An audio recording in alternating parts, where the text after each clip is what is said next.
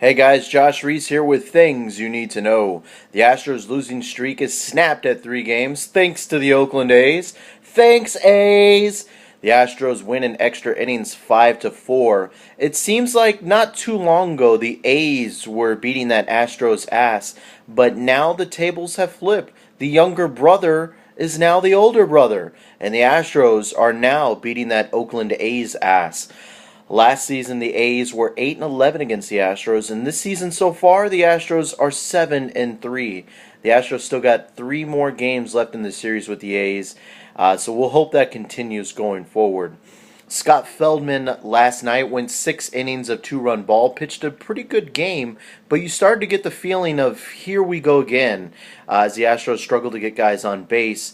But enter the 8th inning when Carlos Correa, or Savior of the City, or El Jefe, or whatever you want to call him, smacked a 2-run homer to give the Astros the lead. It was his 14th home run of the year. The Astros would add another run before the inning ended.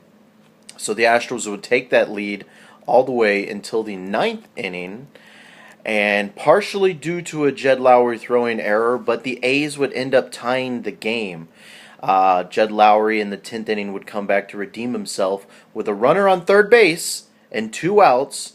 Jed Lowry would smack a double, giving the Astros a lead, and Will Harris would end up closing the game out for the Astros win.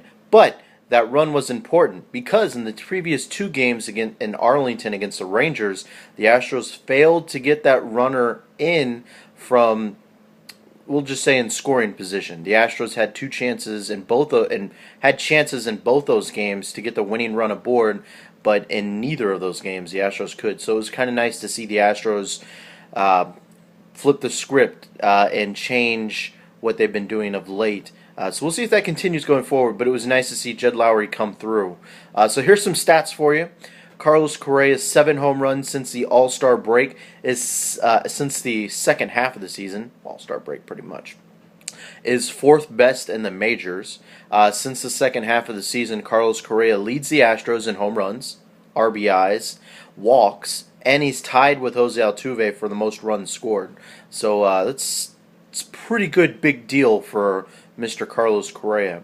And here's a prepare for your mind to be blown stat. I'm telling you ahead of time so you can make sure there's children or no one else around you, because I don't want anybody else to die when you hear the stat, because it's an insane stat. All right, Carlos Correa's full season stats over 162 games. Are you ready for it? 44 doubles, 44 home runs, 114 RBIs, and 25 stolen bases. Yeah. No, seriously, it's that much. Mike Trout, who? Who the hell is Mike Trout? I imagine this is what we'll be saying in a few years. What is a Mike Trout? Everyone's going to be talking about Carlos Correa. This kid's fantastic. Why the hell are pitchers still pitching to Carlos Correa? That's a side note. But anyways, we all love Carlos Correa, but we also should share a little bit of love for Scott Feldman, who kept the Stros in the game yesterday. In the second half of the season, Scott Feldman seems like he's back to normal. He has 4 starts in the second half, and in the second half of the season, and he has a 3.6 ERA. So welcome back, Scott Feldman. It's nice to see.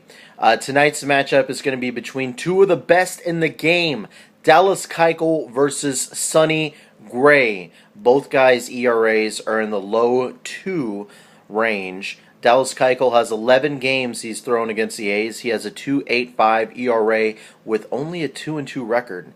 That's rough for a guy with an ERA under 3. Only win 2 of those games. But I digress. Sonny Gray against the Astros has pitched 4 games with a 2.67 ERA. He's 2-2 in those games. So tonight, we're all expecting a pitching duel, so expect 36 runs to be scored. But no, it probably will be a pitching duel. Oakland seems like a really hard place for people to score runs. But anyways, guys, I'm Josh Reese. You can follow me on Twitter at Mr. Joshua. And now, you know.